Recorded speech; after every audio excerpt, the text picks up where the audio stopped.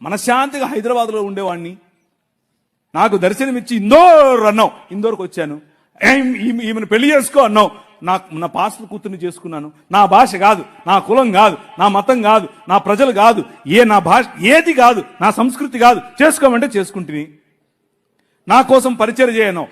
బిలాల, కోర్కు, గోండు ఇలాంటి తెగల మధ్యలో పనిచేయమన్నావు, చేశాను. ముస్లింలు వచ్చి చిరుతపులలాగా పడుతున్నారు, కానీ నువ్వేమన్నావు? కానిరా, నీకోసం నేనున్నా, కొట్టు అన్నావు. నేను అధ్యయనం చేశాను, అధ్యయనం చేసి నీకోసం నిలబడ్డాను. నీకోసం నేను ఇంత చేస్తే నా బిడ్డకు నువ్వు ఇలా చేస్తావా? మీలో ఉందా ఈ ప్రశ్న?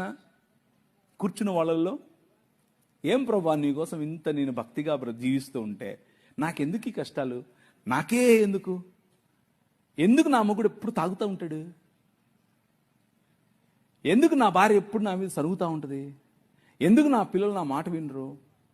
ఎందుకు నా ఆర్థిక ఇబ్బంది నాకే ఎందుకు? ఉందా ఈ ప్రశ్న మీలో? నేను ఆ ప్రశ్న గుండానే వెళ్ళా. హబక్కూకు గ్రంథంలో హబక్కూకు మఠం వేసుకుని గోపురం ఎక్కుతాడు, గోపురం ఎక్కి కూర్చుంటాడు. నువ్వు నాకు చెప్పాల్సిందే, నేను వదలను.